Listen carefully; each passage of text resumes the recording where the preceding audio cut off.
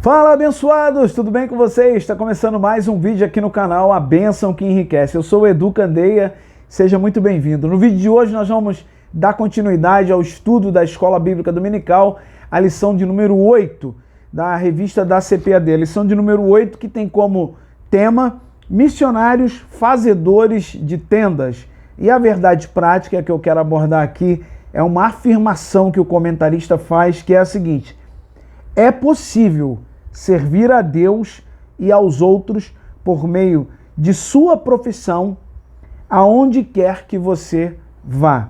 Então, se você é novo por aqui, eu quero convidar você a se inscrever no nosso canal, se você gosta, do estudo da Escola Bíblica. Lembrando que aqui nesse canal nós falamos de uma maneira bem simples, bem direta, tá? Fazendo um resumo do que nós entendemos sobre a lição. É importante dizer isso. Não somos donos da verdade, nem queremos esse tal reconhecimento aí. Absolutamente.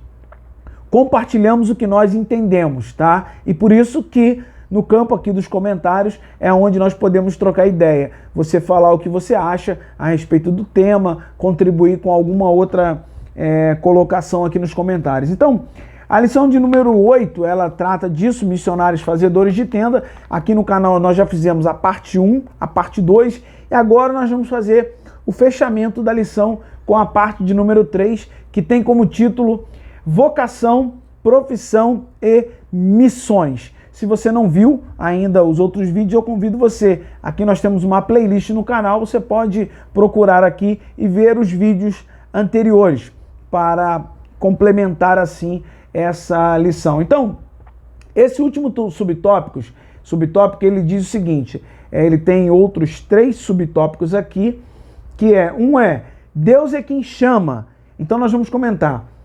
Muitas são as oportunidades para nos envolvermos com os trabalhos em nossas igrejas locais, grupos evangelísticos de grande impacto, organizações missionárias relevantes no contexto nacional e até mesmo em outros países.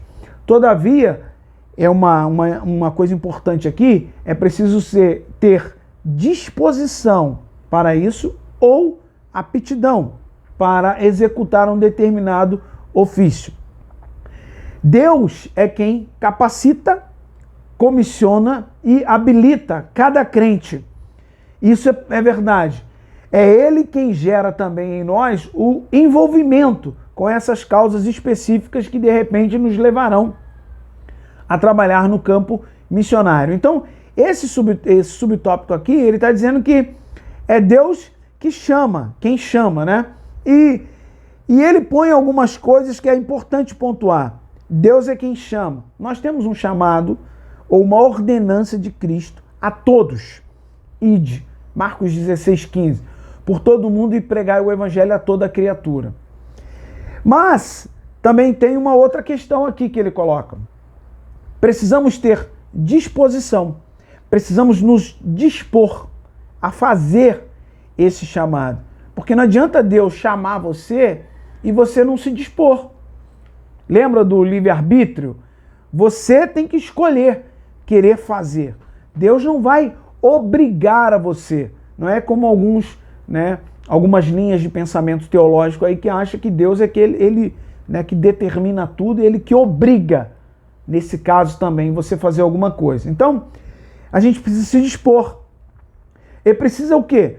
Desenvolver a aptidão, a habilidade para fazer determinadas tarefas, tá? E lembra aquele coisa que ninguém nasce sabendo, a gente precisa aprender? No meio cristão evangélico, também é necessário isso. A gente precisa desenvolver essa aptidão. Não adianta alguém chegar e falar assim, eu não sei evangelizar, eu não sei fazer essa missão que é evangelizar. Não sabe, aprende, meu querido.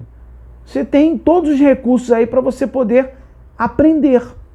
E aí você vai ver qual é a estratégia que você melhor se adapta e vai passar a falar aquela estratégia. Ponto. E eu vou dizer uma coisa aqui que é interessante para você guardar sobre essa questão de aptidão e melhor estratégia. Uma vez nós estávamos fazendo uma evangelização lá da nossa igreja, estávamos em um grupo e uma das nossas irmãs, eu até falei isso com ela, ela usou uma estratégia para abordar uma pessoa no evangelismo pessoal. Ela não chegou já falando que aquela pessoa precisava aceitar Jesus e tal, aquela coisa toda, ou apontando isso ou aquilo para aquela pessoa. Ela chegou falando para aquela específica pessoa o seguinte: ela começou contando uma história. Aí ela falou, e eu estava do lado. A Bíblia conta uma história de um homem chamado Zaqueu. Ele viu um movimento, várias pessoas seguindo a Jesus, e ele tomou a decisão de querer saber quem era Jesus. E aí a Bíblia conta essa história que ele subiu em uma árvore porque ele tinha uma estatura baixa. Então ele procurou algum recurso, subiu uma árvore para ver quem era Jesus. E quando ele fez aquele esforço, Jesus se voltou para ele, falou: Zaqueu, desce depressa. Enfim, ela contou essa história. E com a história, ela fixou a atenção daquela pessoa. E eu estava ali do lado, eu achei aquilo magistral, incrível. É uma estratégia. Ela contou aquela história que ela dominava, e depois, no final da história, ela foi e fez o chamado a ele. Ela falou que Zaqueu se dispôs, Zaqueu ele fez a parte dele, ele procurou saber quem era, ele quis conhecer quem era Jesus, então Jesus se voltou para ele. E ela disse para ele: assim você também precisa. Eu um dia precisei e fiz isso, tomei a minha decisão, procurei o melhor recurso para eu poder alcançar a pessoa de Jesus. Enfim, ela evangelizou ele. Uma estratégia que ela usou. Então, alguns ficam colocando um monte de barreira, irmãos, para falar do evangelho. Deus é quem chama, ele capacita, ele habilita, mas nós precisamos nos dispor, nós precisamos desenvolver a aptidão, desenvolver a capacidade para falar. Sendo assim, Paulo também ele alertou para aqueles irmãos que têm um chamado para o ensino, e ele disse: olha, vocês foram chamados ou separados para o ensino, que haja dedicação ao ensino. Ele fala isso, para que você que é um professor de escola bíblica dominical, você tem esse chamado aí, colocaram você, pode ser assim, nessa posição, você precisa se dedicar ao ensino, procurar as estratégias, procurar maneiras de que não é só jogar a informação da lição, mas é procurar entender, saber se os seus alunos eles estão aprendendo. Isso também faz parte de se dedicar. Então vamos lá. Ele colocou aqui: Deus é quem chama. É o ponto 1. Ele capacita, comissiona e habilita.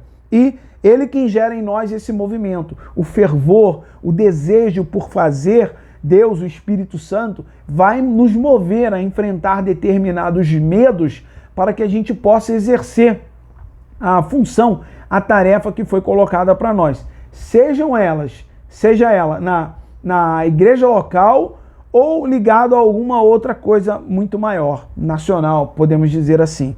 O ponto 2 aqui, exercendo a sua vocação. Ele colocou: quando respondemos de forma prática a esse chamado, exercendo a nossa vocação, é que encontramos o nosso propósito de vida. E o que ele está dizendo aqui é que quando a gente aceita e se dispõe a exercer o chamado que Deus tem para nós, na maioria das vezes é que nós vamos descobrir realmente o nosso propósito de vida. Que o cristão ele foi chamado sim, para impactar outras vidas. Através de quê? Da sua habilidade secular? Nem tanto. Pode ser que sim, você pode impactar também, né? E fazer uma grande contribuição na comunidade, na sociedade, enfim. Mas o impacto aqui, e que a gente pode chamar de propósito de vida, é você ganhar almas, é você levar as boas novas, porque isso lembra que a gente falou em uma das lições sobre juntar tesouro no céu? Isso aí é uma forma de você estar ajuntando tesouro no céu. Você, como propósito de vida, você falar, veja isso como é profundo, né? É gigantesco isso. sabe? Em algumas áreas profissionais, as pessoas têm grande dificuldade em descobrir o seu propósito de vida. Algumas, o meu propósito de vida é ajudar as pessoas a desenvolver nessa e nessa outra área, enfim. Tudo bem, cada um tem um propósito de vida e vai descobrir o seu. Mas o comentarista está chamando a nossa atenção para nós cristãos que deveria ser o nosso grande propósito de vida, seja através da nossa profissão secular ou não, mas deveria ser falar do amor de Cristo a todas as pessoas, evangelizar as pessoas com as estratégias que nós tivermos em mãos e com as oportunidades que nós tivermos. Falar desse amor e exercer esse propósito de vida. Olha o comentário que ele colocou aqui. Ele mesmo está se referindo a Deus, quem nos dá condições para realizarmos tais tarefas por meio de nossos dons e virtudes, tornando-nos parte integrante de seus planos para a sua honra e glória. Não por acaso, o apóstolo Paulo foi um grande homem de fé, porque ele desenvolveu tudo isso, e certamente tudo isso contribuiu de forma gigantesca, né, para o ministério de Paulo e para o crescimento da obra missionária. Nós não podemos deixar de abordar isso. Então é isso. Agora, o ponto 3 nós vamos falar. O ponto 3 diz assim, ó: minha profissão, meu campo missionário. Eu faço questão de ler toda essa parte porque eu achei muito interessante, vai chamar muito a nossa atenção o quanto isso aqui vai contribuir em relação a todas as pessoas que são profissionais, que têm a sua profissão. Diz assim, ó: somos todos vocacionados para servir a Cristo com o que somos e com o que temos, sendo o objetivo principal da vida glorificar o nome de Deus Pai dentro e fora da igreja. Olha isso, isso faz parte de missões. Tudo o que temos vem de Deus e deve ser usado para a sua glória. Por isso, podemos exercer uma atividade missionária em nossa área profissional. E aí ele vai lembrar o seguinte: a verdade é que a sua profissão pode ser uma grande porta aberta para a causa do evangelho. Isso aqui está muito claro para nós. E aí, seja por meio de um negócio próprio ou seja servindo em outras corporações. Portanto, no campo missionário, há lugar para todos no campo missionário. Quer os missionários tradicionais, que vivem integralmente para plantar igrejas, quer os profissionais que conjugam suas habilidades com a obra missionária. Olha que incrível isso daqui. Eu achei incrível, porque ele faz um alerta e um chamado ao mesmo tempo, que todos nós fomos chamados a fazer missões. E dentro da nossa profissão, nós temos a condição de, no determinado local onde nós desenvolvemos a nossa profissão, nós podemos fazer missões. Falar do amor de Cristo para as pessoas. Refletir o amor de Cristo para as pessoas. Testemunhar o amor de Cristo para as pessoas no nosso local de trabalho. Agora, ele também faz um comentário aqui do seguinte, da importância do trabalho, da sua profissão, de você exercer como um cristão da melhor maneira possível. Por quê? Porque se você for um trabalhador cristão, mas for, entre aspas, um nó cego de tamanho maior, né? De força maior, um nó cego, um camarada que vive de enganar os outros, vive de trapacear no meio da sua profissão, um camarada que vive de achar que deve tirar proveito em tudo, de enganar os outros, e por aí vai. Qual é o testemunho que você está dando? Tá? Então a gente precisa também se atentar para isso. Às vezes a pessoa ela fala, eu não sei evangelizar, eu não sei isso, eu não sei aquilo, não sei o que lá. Mas na profissão dela, de repente, ela teria uma grande oportunidade. Só que ela, no local de trabalho dela, onde ela convive lá a maior parte do tempo, ela é uma baita de um mau testemunho. Então realmente não tem condições. Como é que você vai, né? Quando você chegar para falar alguma coisa, a pessoa vai logo dar-lhe logo uma no meio da tua lata. Ah, quem é você, cara, para falar isso e isso de Jesus para mim? Você é maior, nó cego, isso e aquilo, não sei o que lá, começar a falar um monte de coisa a respeito de você. Então, o comentarista colocou isso aqui, esse chamado, mas é importante que a gente entenda que nós podemos, você, eu, em qualquer lugar que estivermos trabalhando, nós podemos falar do amor de Cristo e lembra da estratégia. Falar, desenvolva uma estratégia, aprenda por si só. Tem muitos recursos hoje na internet que você pode aprender a falar. Procura lá como evangelizar, como falar para as pessoas do amor de Cristo, enfim. E você vai procurar e vai encontrar alguma coisa que vai abrir a sua mente, o seu entendimento para como você deve abordar as pessoas, aproveitar as oportunidades no seu trabalho, né? Ou na sua empresa.